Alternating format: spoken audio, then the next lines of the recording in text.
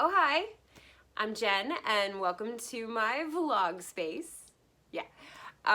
Today's Tappy talk is actually just really casual, really cool. I wanted to talk to you guys about my favorite tap dance moments of 2020. 2020 definitely had a lot less of certain kinds of tap dance moments for me. Definitely have to say. But it ended up having a whole lot more in such an unexpected way. So the backstory, I'm a professional tap dancer. Before I started doing the YouTubing, I've been a tap teacher for a while, but I'm actually a professional tap dancer. I have my own tap dance company. I'm the artistic director of two companies, actually. I have Noise Complaint Tap Dance Theater and Rhythm Theory Tap Ensemble. They're very different. One of them does like actual theatrical productions, but instead of acting and singing, it's all acting and tapping. And then the other one is just a straightforward, very normal, but very intricate tap dance ensemble. Noise Complaint is the first, Rhythm Theory is the second. Between Noise Complaint and Rhythm Theory, I am very used to performing about 60 or more shows per year. Not like 60 dates of the same show like in theater. I'm talking like 60 specific like different shows. And I think I was out of town performing 26 weekends out of 52. So literally half the year I was out in 2019. We performed 51 shows in Noise Complaint in 2019, and we performed 22, I think. Looking over at Sean, who's like, yeah, 22 shows in Rhythm Theory in 2019. That is 73 shows. And so I have to say my favorite live performance moment of 2020 would definitely have to be the costume contest at Pensacon. Of specifically 2020, starting in January 1st. We actually only had 2 in-person shows. No, 3. We had 3 because we had the museum one, and that one was really cool.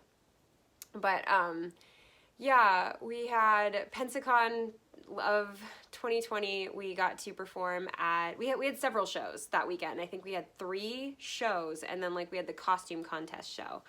And we got to perform as mid-show entertainment for the costume contest at the convention.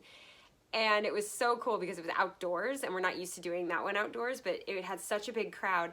My favorite part of that show was that the judges took longer than we planned to figure out who the winners of the costume contest were. So we did more dances than we originally planned. And then they still weren't done. And we're like, we're out of dances. Like, we just did everything that we aren't doing in our shows. We just did everything. We're out.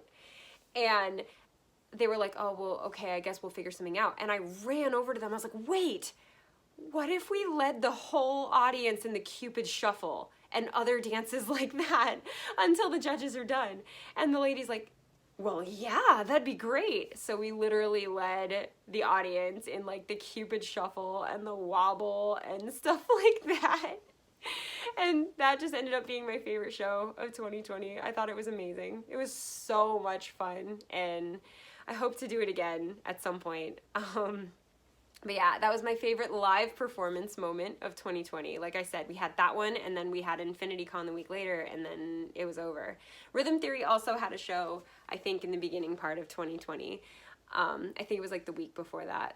And it was fun, but it wasn't lead thousands of people in the audience doing the Cupid Shuffle fun. So definitely that one. What's another one of my favorite tap dance moments? The Southern Open Rhythm Collective's National Tap Dance Day classes. I got to teach a class on Facebook and on Instagram for the first time in my whole life, right when everything was going digital anyway. So I was like, okay. I had been teaching on Zoom for months at that point, like 2 months at that point. So I was like, all right, I got this. Yeah, Instagram and Facebook are completely different formats. But getting to teach people I'd never met before that follow Southern Open Rhythm Collective on Instagram and on Facebook, and they're part of this like community of like Southern tap dancers, and just have all these people come to my class and go, I've seen your posts, I wanted to take your class. And I was like, oh my God, this is so cool. And then being able to tell them about the YouTube page, which for some of them was really life-saving. They told me, they were like, my studio shut down. You just saved me from not being able to dance, knowing that your YouTube page is out there, which is really what the whole YouTube page is for. So that was one of my favorite teaching moments of 2020. And that leads me to like the biggest and best thing in 2020 tap dance wise, which is this YouTube page. I did not expect that this is what I was going to do with this YouTube page, and yet here it is. At this point, nearly 3,000 subscribers, and I have over 160 videos on this YouTube channel. Like, why? How did I do that? I have a schedule. I have like a specific day of the week that I film. I have lots of equipment literally staring me in the face right now. I'm a YouTuber. Like, I didn't expect that. That was always something like Sean wanted. I never really wanted to be a YouTuber, but I love it. I love the connection that I get to have with you. I love knowing that I am your tap teacher, even though I am all the way across the country or even the world from you guys. That is so cool. And your messages of, wow, you've really helped me get through this time, or you helped me learn this step, or stuff like that, those messages give me life.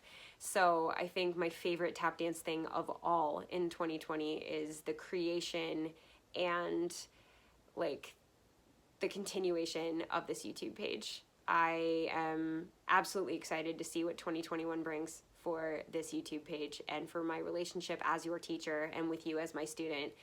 And I can't wait to have even more relationships with tap dancers around the world because of this page and the classes that I can bring you guys for free. Here's like a big secret. I have always been the worst with getting paid. Like, seriously, I am the worst. I get paychecks and then I'll forget to grab them. And then I won't even think about it, because it's so strange to me that this thing that I love so much is something that I could get paid for. For me, tap dance is just tap dance, and it's so much fun, and we should just like tap dance, right? The money factor doesn't hit my brain. Yes, I need to pay the bills, so obviously I drive back and I go pick up the paycheck, but like, it doesn't compute to me that this costs money or earns money. To me, it's just tap dancing, and it's just something that we do together. I don't compute the other part, and I'm so bad at it. Like, I get yelled at all the time by my studio owners. So like, you didn't get your paycheck, and I'm like, I'm sorry. But yeah, I just always forget that this is a job. It's not a job to me. It's like my life, and so that's, I think, where that comes into play. Other fun tap dance moments of the year. I'd have to say, not even a moment. I'm just super proud of my companies. Noise Complaint and Rhythm Theory have not just survived 2020, we have thrived. And it's in large part due to my stubbornness. I said, wait a minute, all of our shows are canceled? No, they're not. And we turned all of our shows digital. Basically, we contacted conventions that we were booked for and said, hey, do you want our show in digital format so you can show it?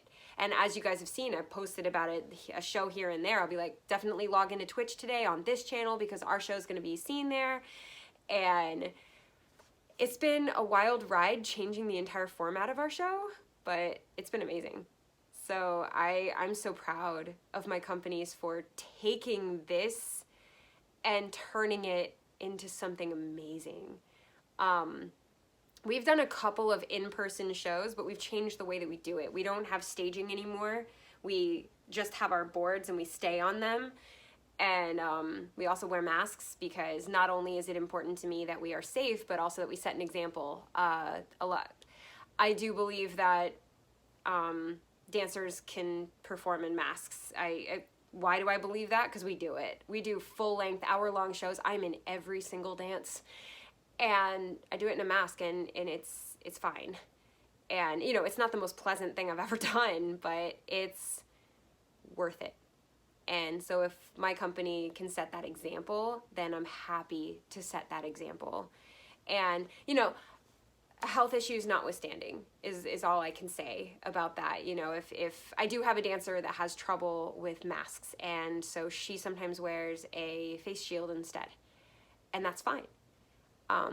but again, so that we can set that example for other dancers and other dance companies to say, hey, it is possible to do an entire full-length show with acting, with vocal acting in a mask. We worked hard to make sure that we could prove that it's possible so that other companies can go, okay, maybe it is possible, and see some hope, you know, because I know at first we were like, we can't dance in masks. And then conventions told us, well, you have to if we have our show. And we were like, oh, okay, looks like we better learn. But yeah, so we have had some outdoor shows, but we've again had to change our format, and being able to change that and still put on a good show and still be able to have fun with each other on stage, even though everything is completely different. I couldn't be more proud of the people that are in these companies and how well they took to this change. So that for me is a great moment of 2020, just seeing how well these people that are my TAP family have responded to the adversity that is, well, the arts are shut down. The arts shut down and we said, no, we're not. And that's just incredible.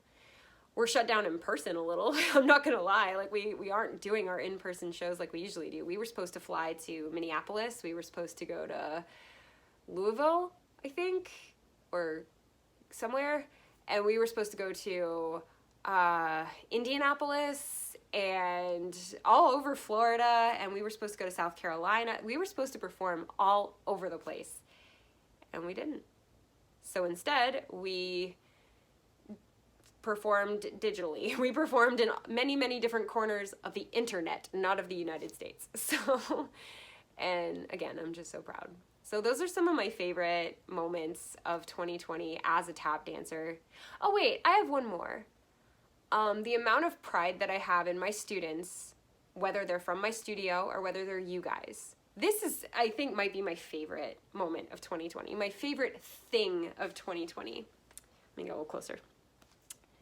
I am so proud of all of you, my studio students, my college students, you guys, my company. I am so proud of all of you for continuing to tap dance despite all of the barriers that have come in front of us this year. You have taken your time and your effort to open up your computer or turn on your phone or put it on your TV and come to this channel and tap dance because you want to get better. Because you want to tap dance. And I am so proud of you for doing that. Do you know how much that takes? Do you know how much self-discipline it takes? It's like making yourself work out at home. That takes a lot of self-discipline. I know so many people that are like, yeah, I want to work out. And then they're like, I don't want to get up. Nah, that's fine. And you could have said that. You could have said, nah, I don't want to get up. I've done it all summer and all winter. I keep going, I should do yoga. And then I'm like, I don't know. I'll do it if Sean does it with me in a unicorn outfit. But other than that, I'm not doing yoga. But I should. But you guys said, I want to tap dance. And you turned on your device and you tap danced by yourself in your room. My students, you could have skipped all of your classes on Zoom. You could have said, this sucks, I'm not doing it, it's not worth it, and not come. But you shut up and you learned things. And even though some of us are still back on Zoom and others are not, you're resilient and you have a true passion for this art. And I'll say it one more time, I'm really, really proud of you guys. So thank you for doing that. Thank you for coming to this channel and learning tap dance from me and with me. Because I'm still learning things even as I teach them. I go, oh man, I forgot about that. Or I've never done that way before. I think I'll practice that when I get done. You know, it's like a mistake can turn into a breakthrough. You know, it's fine. But yeah, so those are some of my favorite things as a tap dancer in 2020. I'm such a look at the bright side kind of girl. And I have found a bright side to everything that has happened, which is just tap dance in my life has evolved. I'm not going to say it's grown because, again, less shows. But it has evolved.